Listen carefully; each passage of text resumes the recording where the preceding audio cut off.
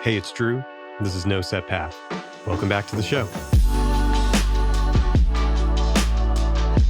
Today we welcome Kansas City, Missouri-based director and DP, Travis Weirs. Travis is an awesome guy. We met back in 2019 at the Masters of Motion Conference in Austin, Texas, and we stayed in touch ever since. He's the founder of Cine Kitlist, which is an online community for video production pros that provides exclusive access to discounts on equipment you won't find anywhere else. I've partaken in a couple of these deals. I've gotten things that I otherwise wouldn't have been able to afford. It's legit and amazing. One of the things I admire most about Travis is he's got such a great business and financial mind. He invests, he owns real estate, he's leveraged a career in filmmaking and gear acquisition into a rental business. He's got so many ducks in a row, and he's always happy to share that knowledge, and we dig into a little bit of that here. As always, if you're listening on Apple, Spotify, or anywhere you get your podcasts, give us a 5-star review, and if you're streaming this on YouTube, a thumbs up or subscribe totally helps out the channel. Now, without any delay, here's Travis Weirs. Yeah, man. Well, thank you so much for doing this. Like I said before we jumped on, I was in full... We're recording this on Memorial Day, the actual holiday, for the record. And before we jumped on, I was in full, holiday, yard work mode, just trying to get stuff accomplished around the house. And I happened to check my phone and realized that we had an interview booked. And I know you said you did the same thing, but it's still better than trying to reschedule stuff, because that's just a nightmare in its own right for both of us. I thought about it briefly, and then I thought, if we reschedule this, it'll be like August and we still won't have done it. So I know. Let's just push through. I know. Same. I agree. I really agree. Also a little bit jealous of your very dialed in bookshelf setup behind you. Is that a ladder, by the way? Yeah, it is. I bought this house partially because of this room. When I was looking, I was like, the last place I lived in, it was a small, 2.5 bedroom place. And I used the half bedroom as my office. And I just always wanted a bigger room. And I found this house, and it's got there's 20-foot ceilings in here. And this guy built this ceiling to floor bookshelf all along with this movable ladder, so you can get up to the top. And yeah, it's a big reason why I bought this place. That's so cool. It's such an eye catcher. So being that you're based in Kansas City, not like one of the traditional film hubs of New York or LA, I thought it might be helpful if you just give us a brief overview of what got you into film in the first place and what's kept you around the Kansas City area working in that field. I think a lot of people in the industry, especially in the owner-op sort of category, it was a little bit happenstance. I was a musician and a writer, and wasn't finding enough money and enough satisfaction working in that career. And, took some media classes in college, found out there was local production, got plugged into there after school, and then just sort of, started as a PA and just turned into a career accidentally, somewhere along the way. Yeah, it's kind of a common tale. Mm-hmm. The musician who can't make any money and then finding a different career path, which is exactly what I did. That's so funny. And have you been in KC your whole life, or did you move there later? Or what does that look like? I'm the oldest of 6. My siblings are all here. My daughter is number 11 for my mom, and there's been, she's 19 months old, and there's been 3 since her. So there's just a lot ton of family. So, that's a big part of why I'm still here. So what do you classify yourself as? I mean, I went and I saw what you posted as, your job roles, plural, online, but that's always subject to change, and everybody's kind of perception of themselves changes over time. So you've done a lot of different roles. I know you've done the director of photography role. You've gaffed for people. What do you classify yourself as in the film business? What's your role? Or do you even have one set kind of role there? It sort of depends on who knows me from where, what I kind of classify myself as. I have my hands in a bunch of different little ventures. In terms of production, my 2 on-set roles are probably most often DP or gaffer. I kind of went around it a little bit of the opposite way. I started DPing almost right after I was PAing. I was finding it very difficult to like catch traction in the Kansas City production industry. People who were entrenched in their positions weren't super interested in like mentoring me. So Yeah, maybe being like a little protective. Yeah, with their roles, definitely. yeah. Yeah, that's a generous way to put it. I bought a camera and just started doing my own thing and, became a DP, not shooting features. I've never shot a feature film, it's all just corporate commercials, sports, a lot of doc, reality back in the day when I was hungry enough to do reality. And then during COVID, people weren't traveling in crews as much. They'd just travel like, a director and a DP or like the producer and a super DP. small. Mm-hmm. Yeah. And I just, over the years, have acquired so much equipment that when people would reach out and ask for, hey, we need lights and we need someone to help us light it, it was so slow, especially that first year in 2020, I started saying yes to gaffing roles. And really quickly, I realized there was something special in that place for me because I was able to be on set with another DP as a collaborator. And as a DP, you don't get to work with other DPs ever. You don't get to collaborate with DPs. You're collaborating with your director and your producer and your own gaffer. But it was just really fun being able to like approach the image from a lighting only standpoint and be involved in the conversation about composition and camera movement, but that not being my responsibility. I really loved it. So I kind of just said out loud to myself and even to my partner, I was like, I think I'm going to start trying to gaff more. I don't know how I'm going to, but I'm just going to start trying to gaff more.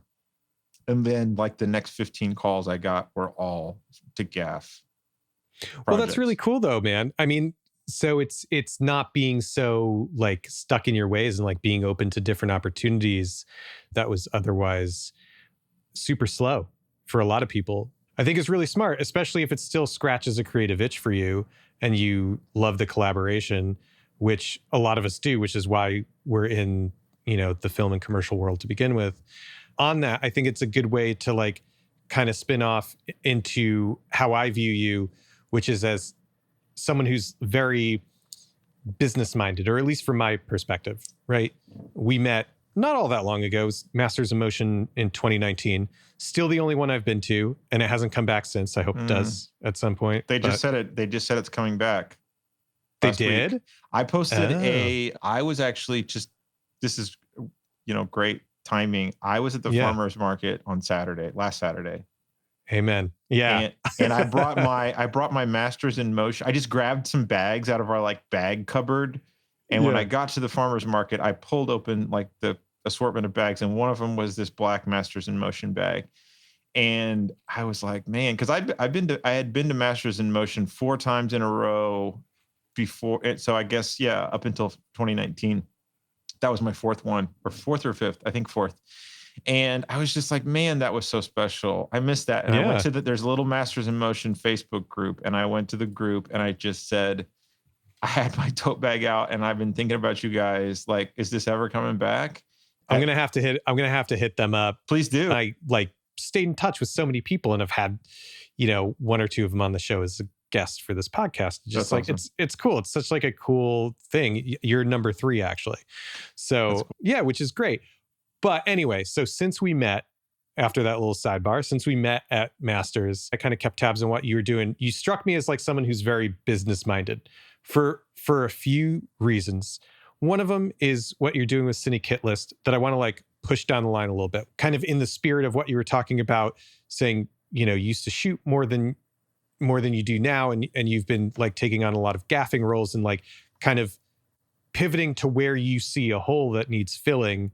You always strike me as someone who is good at finding a spot for yourself that has like a really good ROI, like return on investment, for lack of a better term. I noticed even on something like Instagram, you haven't been super active, but more recently, you've been kind of getting back on like the small content game and like, just posting little like on set, like tips and tricks, for lack of a better term, or like showing how you're modifying like a cart to be able to move like 800 pounds of gear really easily. And like all these things that are like very socially like digestible and cool and fun, but also like plays into the bigger picture of like, oh yeah, look, like this guy has a business and he's got all this gear and he knows what he's doing and he can like go out and fill this need. And the stuff that you're seeing online is stuff that can come to your set. I'm just kind of curious if you have any thoughts on what I just said. So yeah, I really appreciate that. I think it's pretty deliberate these days, but it wasn't always that deliberate. It's something that I think I'm just a pretty scrappy individual when it comes to things like business and finance, and don't have any kind of traditional education in any of that stuff. Didn't really start learning about it until maybe halfway through my freelance career. So I'm 15 years in this July. And so, about 7.5 years ago is when I really started sort of had the confidence enough to start leveraging places where I saw an opening, a place for me to like step forward into that space and like claim some ground for myself or my company or whatever. And really just a lot of risks that I've taken have like turned into something interesting along the way. You and I are about the same age. Like we're in our early 40s. Yeah, I'm 42. Right? Mm-hmm. Okay, so I'm 41. Where we land on the spectrum of like generationally, right? Is we're kind of in this weird gray area of like now folks are a little bit younger than we are, grew up on the internet, grew up with like the hustle, like the side hustle being a thing and like always seeing things as opportunities.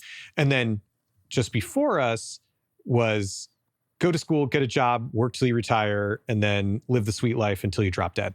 And somewhere in the middle is us. So it's like, I feel like a little behind the curve and I'm becoming more aware and just like a little more intentional about, looking for opportunities and how I can position like my skill set in different ways. But it's interesting to me because, you saying, oh, hey, I didn't like kind of start being more intentional with this until halfway through my freelance career. Yeah, a lot of it was forced on me just by a situation that I didn't like. And so I had to change something, being in, when I became an S Corp or whatever, put myself on the payroll, that was all just taxes. And, it all caught up to me one year where I paid a really gnarly sum, in my opinion, to the government. And, my tax guy was kind of basically just like, I realized he didn't care. I mean, he sort of cared, but not really. It wasn't his money. And it was just like, I didn't have any foundation I was in my like mid 30s, sorry. And I started making more money and I started paying more taxes and started asking these questions. Like, what am I doing? What am I going to be doing 15 years from now?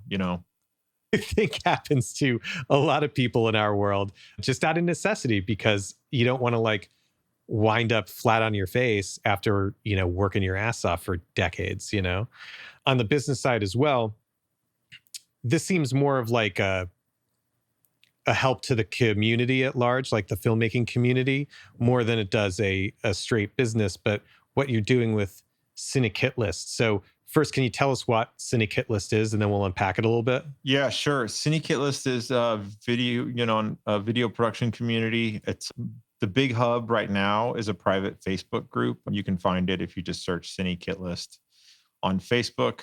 But essentially, it was born from group buys that I was hosting on a site called Red User, which was catered towards the Red camera owner and filmmaking community.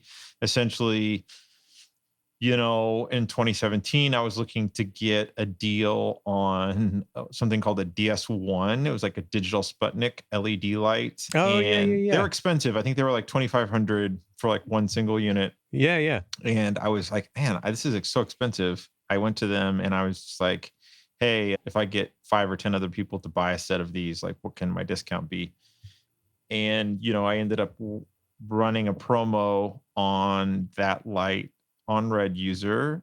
And then that one led to a couple of others. And then I did a big one with light panels on their Gemini 2x1. I mean, we sold a lot, like maybe 150 of those or something like that. Yeah, or more. And eventually the group buys got so big that essentially Red user kicked me off the platform. They slammed the door shut on group buys. So I had this community of people that I was just like, you know what? I don't want to stop doing this. This is interesting. I was learning, in conversations with these manufacturers, like part of the manufacturing process and the distribution, shipping, margins, warehouse costs. Like, it's just something I was fascinated with and I didn't want to stop. And so I started Cine Kit List in February of 2020 on Facebook, just thinking maybe I can migrate some of these people from Red User over to this Facebook platform and like give it a go. It's sort of just an ongoing thing. A lot of it is, deal focused right now. It's like a deal portal. We do exclusive deals with different manufacturers, but essentially it's just a community of a lot of owner ops, guys just like you and me all across the country and even the world. I mean, for lack of a better term, man, I don't know anybody else who has the balls to just be like, to reach out to a manufacturer directly and be like, this is too expensive. I don't want to pay this. So how many people do I have to get on board for you to lower the price? Like who would do that? And like, this brings me back to what I was saying. It's like, and I'm going to keep throwing the compliment your way of like really having like a good business head for this stuff.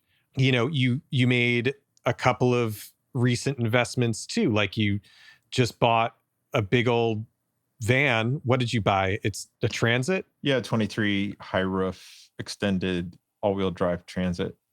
Yeah, and then just leaning into the fact that you can make money renting out gear and going on set and gaffing and kind of making extra money that way. And I mean, I saw the posts on social. Like the thing looks badass. Like would you put a lift on it and like bigger wheels and a gate, and it's baller, man. I love it. Thank you. But this is all to say, it's like, again, you're always looking just behind the curtain a little bit to see what gaps other people aren't filling. Yeah. And sometimes it's just out of my own curiosity and something just ends up coming out of it. So for example, with the truck, I'm old. I'm 42. I've been like humping gear around all over the world for 15 years doing this stuff. And even though I work more locally these days, for a while there, I was just throwing everything in and out of this Jeep Cherokee I had. Yeah. And once I started doing some research into the van world, it was like, okay, what can I build? I was trying to find resources on production vans because I'm searching YouTube. And at the time on YouTube, there was maybe 3 production van videos, 3 videos that broke down how someone has their production van set up. And I watched each one of them like 100 times, trying to figure out what am I going to do. And I was like, I need a place where I can access more people that have built these vans out. And so I did some research and I found this little group called like Production Vans. Yeah. It had like 500 members in it. And I tried to join and they wouldn't accept me. I don't know why. I tried to join. I messaged the admin, never let me in for whatever reason. And so I was like, you know what? I'll just start my own, whatever. And so I started a group called Production Vans and Grip Trucks. And I think we had like 10,000 people in the first year. Yeah. So now I think it's the best resource on the internet for van build out. So anybody who's listening to this who has a grip truck or a production van or is interested in them or just wants to look at photos, it is a deep, deep resource of owner operators all across the globe who've built out their vans. And one of the reasons mine looks the way it does is just stealing ideas from people that I think are cool. Yeah. Yeah. That's awesome. I'm definitely going to check that out. I mean, it's kind of like it's kind of a morbid curiosity for me because I'm not in a position to do something like that, but I'm with you. Like I live in the Hudson Valley, but I work in Manhattan and Brooklyn all the time. And it's like when I have to go shoot, because I own a bunch of gear as well, and I can make more money on the job if I rent my gear to the production, I'm loading up the car, I'm driving down, coming back, unloading it, putting it in the basement, going to park the car because our garage is separate from the house. And it's like in my fantasy, I just have this one vehicle that all the stuff lives in all the time. And I never have to like lift it or move it because I'm old and I don't want to do it anymore. The 1 or 2 times a year that I like just need to go in and just bring myself to a job and not bring any gear, I can take the train and it is like a vacation. It's unbelievable. Yeah, exactly. Anyway, so that's really cool. I'll put a link to that in the show notes. And this is a good way to kind of segue into the next thing I want to talk about. And I'll do it like this. So that production van build out, if you're okay sharing, Sure. cost you how much? Like what's your buy-in between the vehicle purchase and the modifications you did to this? Yeah, the truck was, I think sticker was like 68. I got it for 50, I got it for 55 or 56 just because I had to wait for about a year and a half. And through that part, I got some rebates and some other things. And then I did lift it only so I could put bigger wheels and tires on it. We do get gnarly winters. And then we're just off-road a lot. You know, I was out at wind turbine farm the other day. It's all gravel roads. You're in cornfields a lot. And then I put a lift gate on it, Tommy gate. Once I started putting the numbers together and realized it was going to cost me like 80, 90,000 anyway, I was like, yeah, what's another 10 grand? I'm going to go ahead and get it the way I want it. You know what I mean? So yeah. But the whole reason I bring this up, the money side of it, is not to like have you sit here and like flex to whoever's listening and be like, oh, I just dropped 100 grand on a truck. It's to bring up my next point. One of the things you're into is finances, like personal finance, business finance, real estate, things that I'm also interested in. You're still to this day the only person I know who has ever sent me a book where I expressed an interest in something and you're like, what's your address? I'm going to send you a book. And you sent me Ramit Sethi's book, I'll Teach You to Be Rich, which is like a great primer and can get anybody going on like how to manage their finances.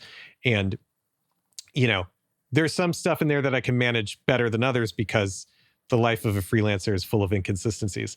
Right. But, you know, this is all to say it's like that's a big part of what you're into or what you do is like the financial side of things.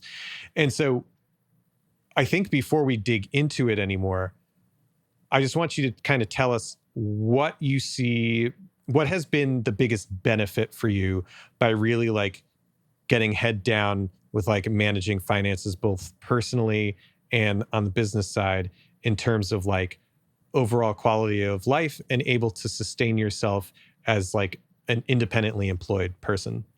Yeah, great question. I think I'll answer it in like two ways. Yeah. And first I'll start off with like the truck since we just started talking about that. Sure. I look at that. Yeah, it cost 100 grand, but my clients bought that for me. I just fronted the money. You know, that's how I look at most purchases, especially anything that goes through my production company, Weir's TV, is basically my clients are buying this for me. I'm just the one I'm the bank. You know what I mean? Like instead of going to the bank to get the loan, I give myself the money and my clients pay it back. And as soon as I'm, a break even on that, every dollar after that is profit, as you know. So, and gear purchases, truck purchases, that stuff makes a pretty significant impact on the taxes that you owe the government at the end of the year. Prior to 2022, I've been buying at least one rental property a year for a couple of years and using that as, way to sort of shelter some taxes. And yeah, the housing market's just not very good right now. And so I saw the truck as an opportunity to basically skip a year buying a rental property and take that money that I might have invested into a single family house or two into this vehicle and basically, write off as much of the cost of the vehicle as I could since it's a work truck. It's not just to like, oh, this is cool. This will make my life a lot easier. Let me just figure out a way to make this happen. It's like, well, what are the benefits down the road for me doing something like this? I know you have a couple of rental properties, but I didn't know you were buying basically like one a year, which is like my fantasy. It's like somewhere in like the future, I want to be, investing in real estate more, just as a way to like diversify income, right? Because I think that's something. I think it's something that's really hard to talk about sometimes, especially with like creative professionals and my buddy Noam, who's going to be a guest on the show soon, he's a filmmaker out in LA. And I saw something he said recently on a Twitter thread where he was talking about diversifying income and really emphasizing the importance of like, well, anybody you see that's in a job that you wish you had, unless you're someone like Roger Deakins or, Christopher Nolan or somebody who's like the top of the top of the top, they're not just doing this one job that they're known for. They are diversified out across any number of things. I mean, it's kind of like the same thing you see celebrities who are like, I don't know, actors, and then they start like a liquor brand or something like that. And I mean, it's all glitz and glamour, but I think at the root, it's all the same. It's like, if you want to build yourself a cushion, especially as someone who works for yourself, then it's really important to diversify out where your money is coming from. Especially like we were talking before we started recording, this year's been scary slow for most people I know in the production world. And, I'm lucky my wife makes a good living and we're able to like balance out between the two of us when things are rough. But it's not ideal. And I think a lot of people are not in as advantageous a boat. So I think the importance of being diverse is like the proof is kind of in the pudding, right? I guess my question is, what benefits have you seen by being financially diversified, whether it's, making investments in the business that you can write off at the end of the year and save on taxes like the truck, or buying real estate, because not only do you get tax savings there, but then you can also, get rental income from that and it accrues value over time, to things like just regularly investing like extra money you may have. What benefits have you seen for yourself? And then the second part is, what suggestions could you give to people listening who maybe aren't as well versed as like really like low hanging fruit that they could start with if they want to like just dip their toes into not having all their eggs in one basket? Does that make sense? Yeah. Totally.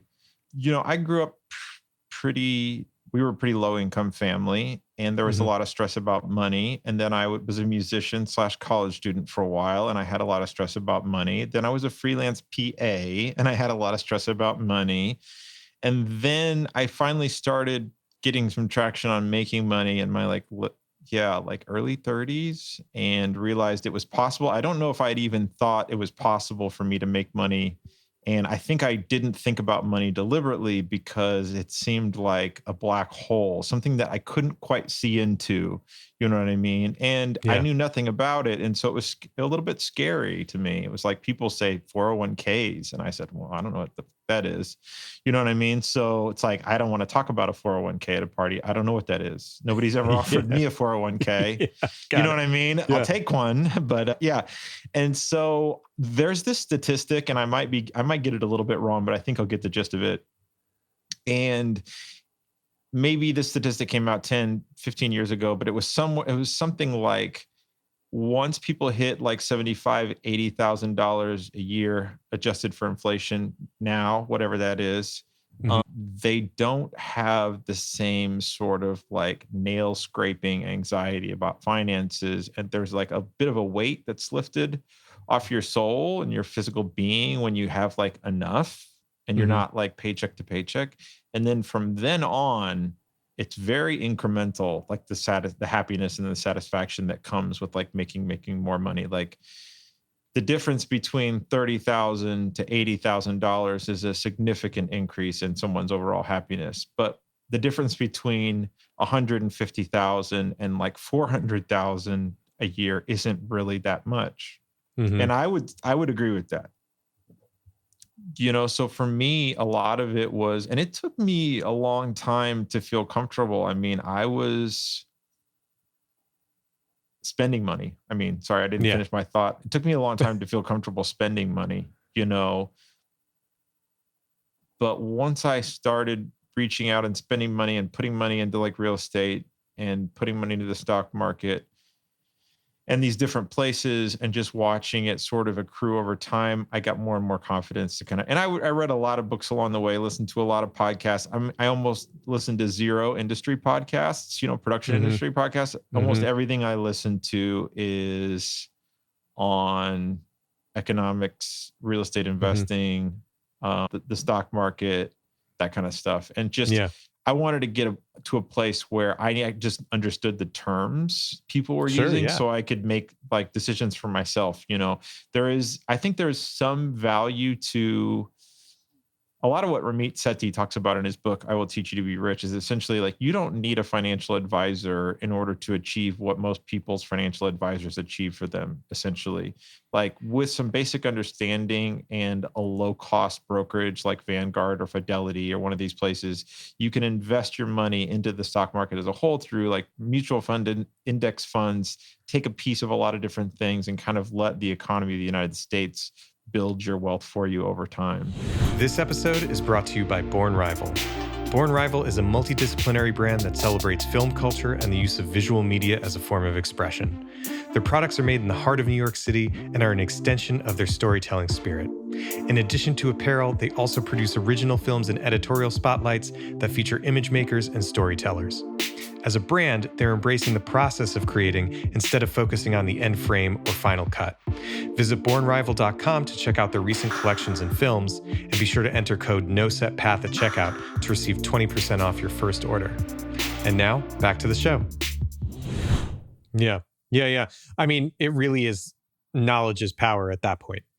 And I totally agree with that. And that book was a great read. And I would totally agree with everything you said. It's like, once you learn a few things, it's a pretty low barrier to entry to like start, clawing back some of your confidence and some of the anxiety over money. The next question is very similar. It may have kind of the same answer, but I just want to grab it, right? Sure.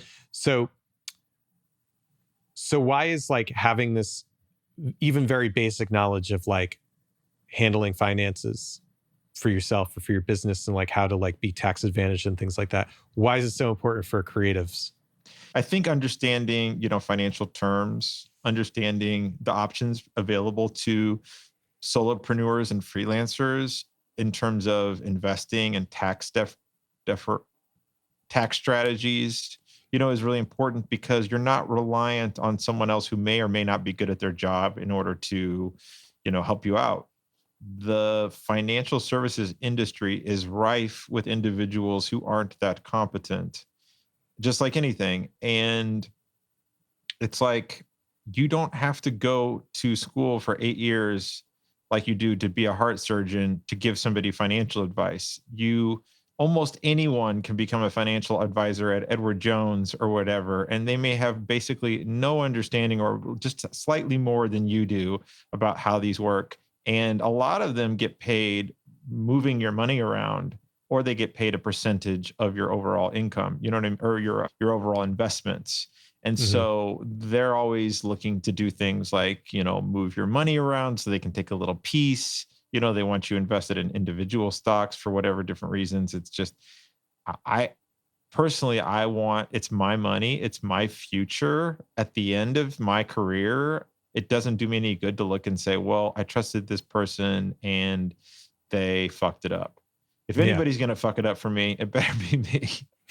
You know what I mean? I mean, at least you're taking the responsibility on yourself. Exactly. And so, knowing the options available to you, even if, you're at a place where you can't put a lot of money into any of these vehicles right away, it's just, knowledge is power. I mean, I researched real estate for almost 4 years before I bought my first property. And, the reasons are twofold. One, I didn't have enough money to buy my first property. Two, I was a little bit scared. Three, I didn't really understand the market. I didn't really understand how much money you can make. I wasn't, it seemed like a lot of money to put down into a property. You know what I mean? Yeah. And so I was hesitant. I looked at probably 50 houses before I bought my first single family rental. Yeah. Yeah. And now I'm to the point where I can walk into a house and before I even tour it, I walk into a house and I know right away if I'm going to buy it or Sure. not. Maybe 30 seconds in. I've Yeah. seen so many houses. You know what I mean? And the ones I buy just all have a certain feeling to them. You walk in, you sort of look around, and I'm like, yeah, I know before I even look at the rest of the house if this is going to be a yay or a nay. And when you're investing in those, are you getting those for like tenancy rental, or are you doing like short term, or what are you doing? Yeah, I do all long-term rental. It's all like a long-term play. You can definitely Yeah. make more money in the Airbnb game and short-term rentals, but it's a little more volatile of an industry. Number one, a lot of cities are cracking down on Yeah. short-term rentals, and you don't want to I mean, short-term rentals come with a lot of additional costs. Not only do you have to purchase the building, but you also have to pay for like the cleaning and the maintenance, and then you also have to furnish it. And there's a lot of people out there with subpar Airbnbs with IKEA, nothing against IKEA furniture. And if you really want to make an impact in that space, you've got to spend time and money designing it, buying the right furniture, do either saving money by doing it yourself or spending a lot by hiring someone to do it for you. And it's just, yeah, you can make more money, you can cash flow more money in the short-term game for sure. But it also requires now you have to deal with you're running a hotel. Yeah. Like Yeah. what do you do when you're on set and someone calls you and says, "Hey, I know it says no pets, but I brought my 2 German shepherds and one of them ate the couch." You know? Right.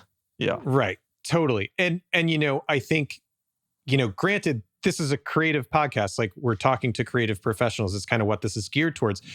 Not trying to make it all about finances, but it's like, it's super important. And I think it like also brings up other things that people should think about. And everything you just said about short-term versus long-term, I view as like trading time for money. Yep. I've said it on the show before. I will continue to say it because it is like my ultimate quest is like, how can I get as much of my time back as possible and still have money coming through the door? Yep. The way we have our setup, and I'll hop off the real estate after this because obviously No. kind of going down its trail here, but like the way we have our setup, I only buy houses in well, all my rental houses are within 1 mile of our primary residence.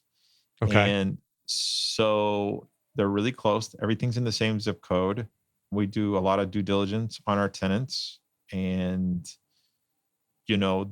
our leases are very simple. Like outside of major repairs, i.e., something breaks, like the tenant's responsible for everything: utilities, lawn maintenance, shoveling the driveway. If they want to shovel the sidewalk, all that stuff.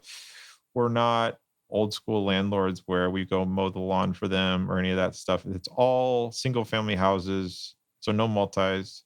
It's all like fenced in yards. It's all people with all of our tenants are like people with a dog or 2 and like a kid or 2 and a young family who's moving to town and waiting to figure out where they want to live, or people in a transitory stage in their life. So yeah, it's really low maintenance. I hardly ever get contacted by my tenants unless they have like a question unrelated to like, hey, this broke. Yeah. No, I think that's really great. And I think all these things are really important for the audience that is listening to this show, because it's something that doesn't get talked about a lot. And maybe some people find it less interesting than others, but I think it's super fascinating. And I think it's a big value add for this conversation, this show, to just like kind of illustrate that, yeah, there's people who like work in film, who are creative people, who are also going out and like building other facets to their life so that they can go out and continue being on set and making cool stuff and not having to worry about, well, like, how many more of these days do I have to do just so I can pay my rent or pay my mortgage or whatever? In the spirit of things that don't get talked about a lot, we're going to move away from this whole thing and go in a totally different direction in a world where everything feels very curated, and everything that's public facing on Instagram or Twitter, pick your social media platform of choice, or just in general, like people are always trying to curate how they present themselves. It makes me think of a quote from the movie American Beauty, which is one of the characters says, in order to be successful, one must portray an image of success at all times, or something like that. And that sticks with me because it's literally just like putting on a front. Everybody has stuff that they deal with.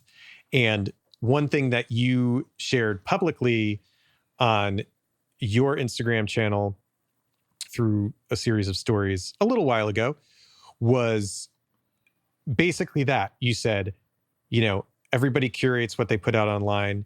Nobody really shares the harder things. I just spent the last night or two unable to sleep, kind of shaking with anxiety. And I've been dealing with this for a decent amount of time. My question is, why did you choose to share that publicly with an audience that pays attention to what you say? And what do you think the value is in sharing that? I don't know that I had a big plan when I shared it. I think it was just, since I discovered Brene Brown a few years ago, like a lot of other people, just one of her big passions is, vulnerability and like courage through vulnerability and the path forward through vulnerability and acceptance. And, because because I'm 42 and I'm in this sort of generation gap between like Generation X and the millennials. And now this, for the first time in my life, maybe 3 or 4 years ago, I really realized like I wasn't part of like the youth movement anymore. It took me a while to like, I had my daughter late. You know what I mean? Same. She's 19. She just turned 19 months, and I'm 42. I'll be 43 in July. And so I was 41 when she was born. And I always felt like part of the youth movement. I was playing in rock bands and traveling the world, shooting like doc style stuff or shooting celebs or sports figures. And it wasn't until TikTok and some of these things came around and I started listening to music that had like phrases that I didn't understand anymore in it, that I was like, okay, dude. Wait a second. I'm not young anymore. And like this generation, I sort of feel a little bit towards them, like what my parents felt about us when we were teenagers. Yeah. It's weird. I'm going to derail you just for a second. Please. We're going to get back to it, but it's like, I'm laughing because I like literally had the same moment. And I remember growing up like in college or whatever, I forget at what point it changed, but I was just like, oh yeah, I get technology. Like I'll always understand, like no big deal. Like, I'll always be with it. And I don't know when it changed, man. But if you ask me anything about TikTok, I'd be like, what? What do you, I'm so confused. Like it's like it happens when you're not paying attention. You eventually become that guy, right? Or that girl, whatever. It happens to the best of us. And the generations come up, you realize like they don't want to be a part of what you were interested in. They're totally setting out on their own path. And part of setting out on their own path requires a rejection of the path that you were on, their predecessors were on. And so, yeah, it's just something that's a cycle that's going to continue for eternity, I think. That's a really cool sentiment that I've not heard before, that it requires a rejection of what came before. That's cool. Just calling it out. I threw a little marker down for it. Thank you. So back to the vulnerability thing. So I'll just really quick sum up my story. In my mid 20s, I suffered a concussion, and I had what is now my doctors would call a TBI, or traumatic brain injury. And all it was a concussion. I passed out. I hit my head on the way down, and I didn't feel right for like 8 to 12 months. It really affected me mentally. But I went to a bunch of doctors and brain doctors, and nobody ever said the word concussion. About 8 to 12 months, I started feeling better, back to normal. And then in my early 30s, I had a couple of seizures where I started feeling funny, and I woke up on the ground and didn't know what happened. And those just kept going. And I would go to see like a neurologist, and they would just say like, oh, well, there's really no way to tell what's going on. And I'm like, I think it's a seizure. And they're like, no, probably not. Anyway, about 5-6 years ago, I was reading an article that an NFL player wrote about the difficulty that they suffered after concussions, things called like depersonalization, where you don't quite feel like yourself, but it's hard to put a finger on why. Mm-hmm. Extreme anxiety out of nowhere. You might just be sleeping and you wake up and you're like totally panicked. I never had that before. And the more everything he was describing as a result of his concussion was something that I dealt with when I hit my head when I was 25. And I was like, oh shit, I had a concussion. And I started doing research on concussions and late stage epilepsy. And all epilepsy is someone who's had more than one seizure. You know, most epileptics are born with epilepsy, but you can get epilepsy from, like something like a TBI. And so, you know, when my partner was pregnant with our daughter in 2021, the stress of that plus work, plus we're still right in the thick of COVID. As you know, working in video production can be an extremely exhausting process, both physically and mentally, just pre-production, production, post-production, negotiations, being on set, lugging around gear. It's an exhaustive process. And I hit this place between like the election and COVID and expecting a child where I started having a lot of seizures. I asked for a different neurologist. I think it was my 5th or 6th one over the course of 10 years. And they finally diagnosed me with epilepsy. They gave me like a low dose anti-seizure medicine, and it really changed. I stopped having seizures and it really changed my life, but it didn't take away all of the things that had come up with that along the years. Like I developed some sort of like anxiety disorder where sometimes it'll just creep up on me and jump out. I don't even know why. I was waking up panicked and I would have to take like a 2 or 3 hour bath at like 3 a.m, you know, and then meditate for another hour or two to sleep. And I was just thinking about how, like in the early days of Facebook, like you're connecting with people and you're having somewhat like authentic relationships and conversations. And now everything has turned into this gamification of your persona. How can I appear to the fittest, the sexiest, the richest, the busiest, the smartest, the hippest, whatever version, so that I can appeal to whatever segment of people that I'm trying to appeal to, the funniest, you know what I mean? So that I can appeal to whatever segment of the people I want to appeal to, so that they will see me in this way, and that I can't, you know, that's where some of us are getting our identities. And I just feel like challenging myself against that by like being vulnerable and putting my story out there. You know, there's a few people I follow on social media who are friends of mine who've shared their struggles with, you know, cancer or various, you know, physical illnesses. And I just respect that so much when someone's like, they're not necessarily looking for sympathy. They're just saying like, this is the reality of my life. It's challenging and this is what I'm faced with. And I'm not saying this to get your sympathy, and I'm not saying this to get, you know, attention. I'm just telling you, like, there's more to life than like TikTok dances and, you know, BTS pics from really cool jobs on set. And so I think in a moment of frustration with my situation, and also just like being real and trying to bring back like a real conversation, I put that out there. And you know, I'm not someone that uses social media all that often. I hardly ever post to the feed. I'll do stories every now and then, but you know, I got like 200 messages from those stories and most of them were people just saying like, I'm struggling too with this. And they'd say why, or they'd say, I don't want to talk about what I'm going through, but like just reading that, it helps to know that I'm not alone. And so I think it's important that we're just more real with each other, because really what you have to gain from not being real, you're sacrificing, you may be preserving the persona that you choose to display to the world, but I think you're sacrificing like depth and authenticity in your relationships as a cost. And you know, I don't want to go on a too long of a tangent here, but I lost a really close friend a couple of weeks ago. My buddy Patrick Monroe, long time, very well respected production member in Kansas City and Los Angeles and New Orleans. He went to Scotland to do something called bagging the Monroes, which is, you know, hiking all 282 of their little mountains over there, which they call Monroes.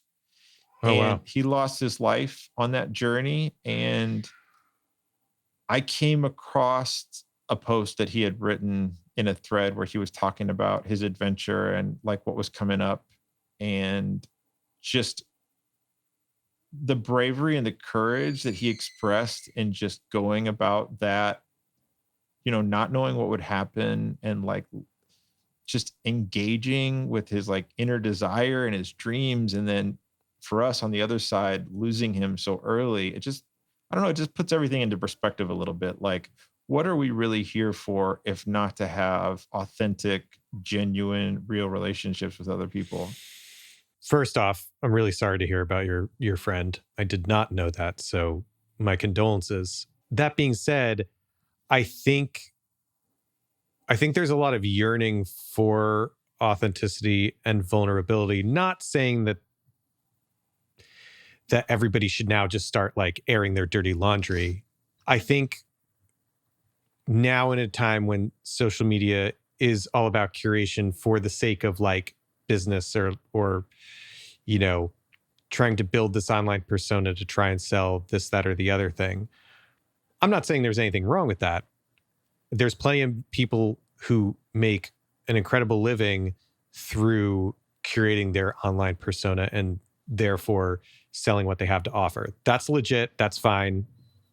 But the issue is when people start to buy into that being what real life is, or kind of building their identities, like you said, around these people they aspire to be. And it's, we've all had this experience where, for us as cinematographers or like working in the film industry, I'll go scroll through my Instagram feed and it's like, oh man, how is that person working on this dope job and I can't like get a phone call? Everybody does that to themselves.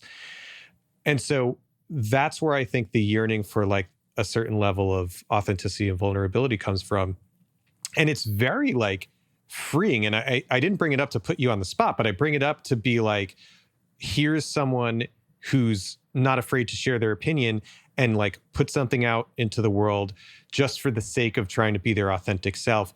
And you got so much in return, not because you were asking for it, but because you offered something to the that really needed to be there at the time.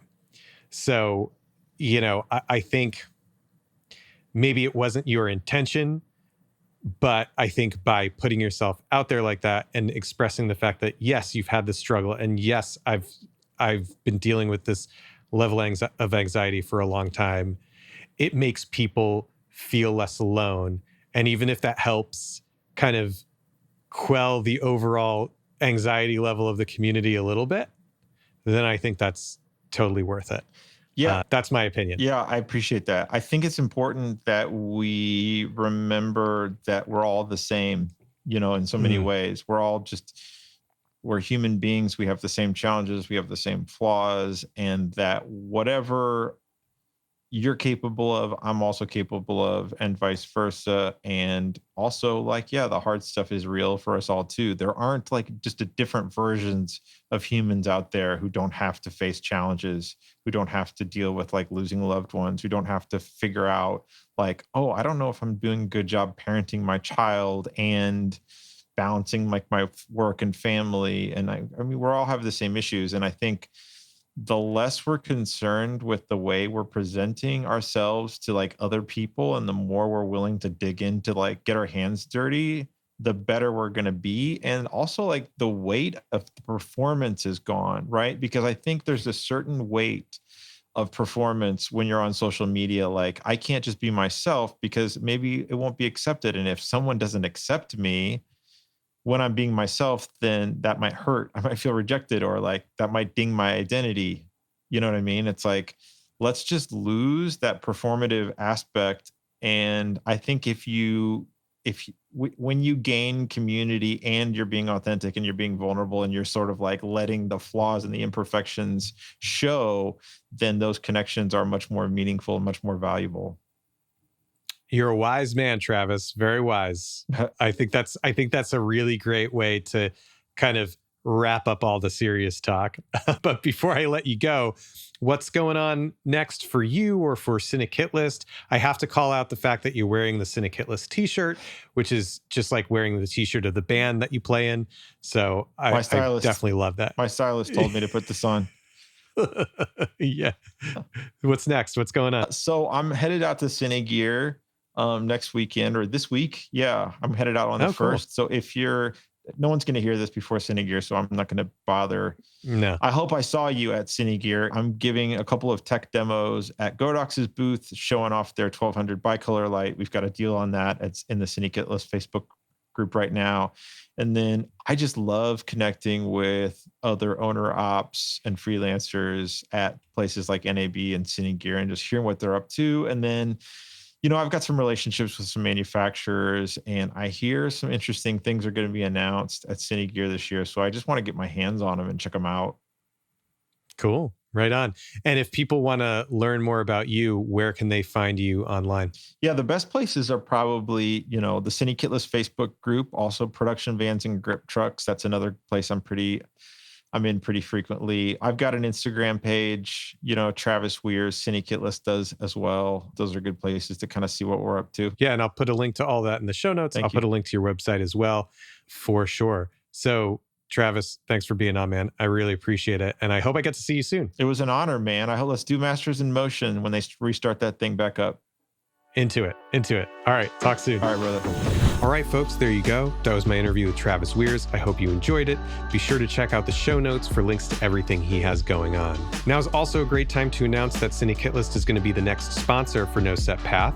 So stay tuned for more from them. If you want to find out more about this show, you can find us at nosetpath.com or on Instagram at nosetpathpodcast. And you can learn more about me, Drew English, your host, at drewenglish.com or on Instagram at drewenglish with 2 H's at the end. That's all we got for now.